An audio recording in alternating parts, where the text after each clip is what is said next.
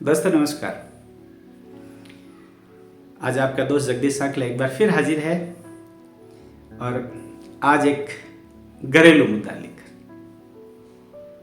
एक ऐसा मुद्दा जिसके ऊपर कोई बात या चर्चा करना ही नहीं चाहता।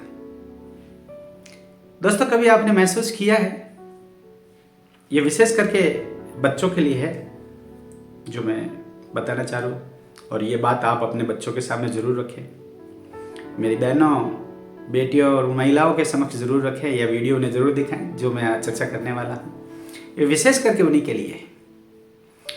कभी आपने ऐसा महसूस किया है, मेरे उन सभी बहनों से, बेटियों से, महिलाओं से और उन बच्चों से, कि आप सबसे ज़्यादा सुरक्षित कहाँ और किसके साथ महसूस करते हैं? ये है मेरा मुद्दा। जी हाँ दोस्तों, बच्चे अपने आप को सबसे ज़्यादा सुरक्षित महसूस किसके साथ करते हैं? महिलाएं अपने आप को सबसे ज़्यादा सुरक्षित महसूस किसके साथ में और कहाँ करती हैं? ये मेरा मुद्दा है। जी हाँ दोस्तों, मैं अपनी बात को आगे बढ़ाऊँ दोस्तों, उससे पहले मेरा आप सभी से निवेदन है, जो मेरा ये वीडियो पहली बार देख रहे हैं वो मेरे चैनल को ज़रूर सब्सक्राइब कर दें, ताकि जो भी बात, जब मेरा नया वीडियो, कोई नई बात आपके पास में जब मैं अपलोड करूँ तो सबसे पहले आप तक पहुँचे। जी हाँ दोस्तों, तो प्रश्न है कि हम अपने आप को सुरक्षित कहाँ और किसके साथ महसूस करते हैं? कभी आपने ऐसा महसूस किया है, जब बच्चे रात को सो जाते हैं, वो बिल्कुल निडर और खौफ, उन्हें किसी प्रकार का खौफ नहीं, वो बेखौफ होकर सोते हैं। महिलाएं, उन्हें कोई चिंता नहीं रहती, निडर होकर सो जाती है। जब वो घूमने के लिए जाते हैं, चाहे वो बच्चे हो चाहे महिला हो, महिलाएं ज्वेलरी पहन के, बच्चे सज धज कर, जब वो घूमने के लिए जाते हैं तब वो किसके साथ में जाते हैं? या तो पिता के साथ में या फिर पति के साथ। बच्चे या तो पिता के साथ में जाएंगे, महिला है, लड़की है, वो अपने पति के साथ में या पिता के साथ। तो दोस्तों, बच्चे और महिला अपने आप को सबसे ज़्यादा सुरक्षित या तो पिता के साथ में या पति के साथ में महसूस करती है, चाहे घर पे हो चाहे बाहर हो। यानी वो यदि उनके साथ में हैं, वो अपने आप को सबसे ज़्यादा सुरक्षित और निडर महसूस करते हैं। इसीलिए रात को वो बेखौफ होकर सोते हैं, उन्हें कोई चिंता नहीं रहती। क्यों? क्योंकि उन्हें पता है कि मेरा पिता या फिर मेरा पति मेरी देखभाल करने के लिए है, मुझे चिंता की क्या जरूरत है। इसलिए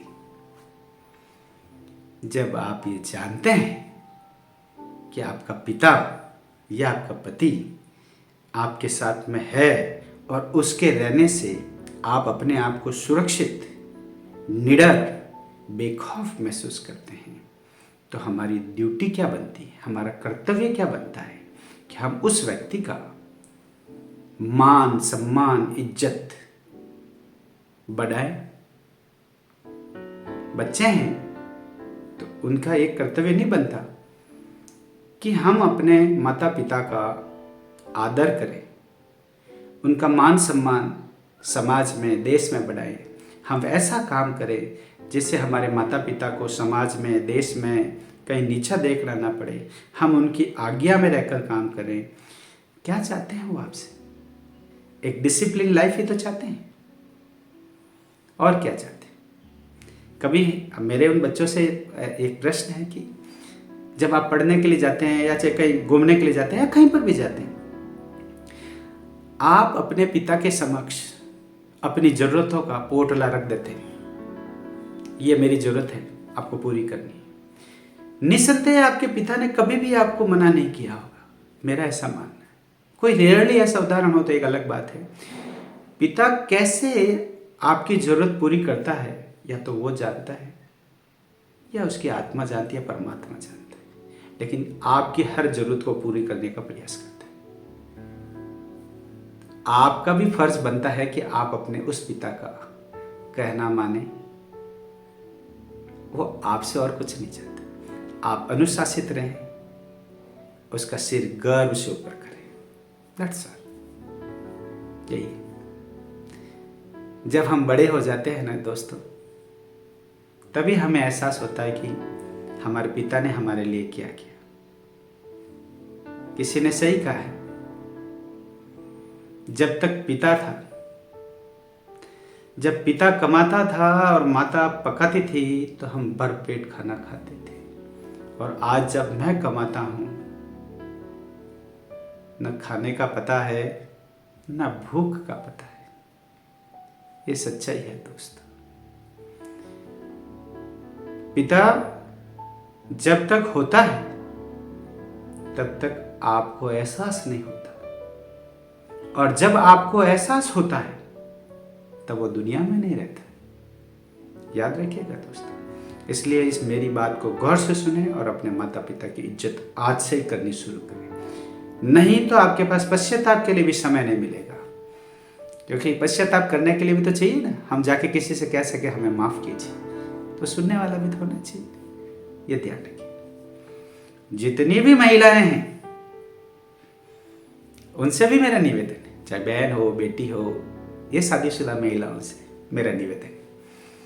जनरली मेरा आपसे ये कहना है कि अपना पति का सम्मान जरूर करें आप, क्योंकि पति से ही आप हैं। आपका बनना, ठनना, संवरना, ज्वेलरी पहनना, ये सब तब सब कुछ सार्थक है जब आपका पति जीवित है, आपके साथ में आपका पति है। वरना आपके पास में ढेर सारी ज्वेलरी तो हो लेकिन पहन नहीं पाएगी। इसलिए अपने पति का सम्मान जरूर करें, उसकी इज्जत जरूर करें। और आप जब अपने पति का मान सम्मान बढ़ाएगी, इज्जत करेंगी, तभी तो बच्चे उसका मान सम्मान करेंगे, उसकी इज्जत करेंगे। आप जब उसका मान सम्मान करेंगी तभी समाज में लोग उसका मान सम्मान करेंगे। ये ध्यान रखिएगा। मैंने ये भी देखा है कि मेरी बहनें, मेरी बेटियां, महिलाएं अपने पति की लंबी उम्र के लिए तो अनगिनत व्रत करती है। करवा चौथ के दिन भूखी रहती है, ऊब छठ, और पता नहीं कैसे कैसे व्रत उस दिन भूखी प्यासी रहती है और उसकी लंबी उम्र की कामना करती है। लंबी उम्र की कामना इसलिए ना करे कि वो घर पे आए और हम उसे डराएं और धमकाएं। लंबी उम्र की कामना इसलिए करें ताकि वो लंबे समय तक आपके साथ में रह सके। और आपका वो जो ड्रीम है ना, ख्वाब है ना, कि जब मैं इस दुनिया से जाऊं तो सुहागन जाऊं, वो आपका ख्वाब पूरा हो सके। वरना जनरली मैंने देखा है महिलाएं तो बैठी रहती है और पति चल बसते हैं, क्योंकि वो अपने उस दुख को किसी के साथ में शेयर नहीं कर सकता, इसलिए हार्ट अटैक आता है। कहते हैं हार्ट अटैक क्यों आता है? उसका कारण ही तो यही है।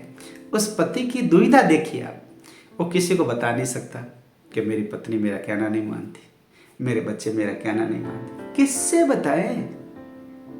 जब वह काम करने के लिए जाता है ऑफिस में, 8 से 10 घंटे तक ऑफिस में जब काम करता है, और ये मैं सच्चाई कह रहा हूँ, आप चाहे कितने से बड़ा अधिकारी हो, हर कोई किसी न किसी से दबा है। 8 से 10 घंटे उसका काम करना इतना मुश्किल होता है, क्योंकि आपने तो सिर्फ ये देखा कि वो काम करके घर पे आ गया और आपको महीने के ऊपर लाके तनख्वाह दे दी, पगार दे दी, और आपको वही चाहिए। लेकिन कैसे कमा के लाया ये कभी जानने की कोशिश ही नहीं किया। उसमें कितने मुश्किलात से वो काम करता होगा, मुश्किल आती होगी, ये जानने की कोशिश ही नहीं किया आपने। जरूर करें, पूछें, अपने पति के पास में बैठे और बतियाएं। शाम को थोड़ा देरी हो जाए, चिल्लाने की बजाय खुशी मनाएं कि देर से ही सही मेरा पति सुरक्षित घर आया, दुर्घटना से देर भली। क्योंकि आजकल की भाग दौड़ की जिंदगी के अंदर दोस्तों कब किसका फटाका बोल जाए कोई पता नहीं चलेगा। इतना ट्रैफिक, आदमी का वहाँ से एक कोने से दूसरे कोने में आने में समय लग सकता है। इसलिए पति के साथ में आत्मीयता से पेश आए। आखिर में वो सब कुछ कर भी तो आप ही के लिए रहा है ना।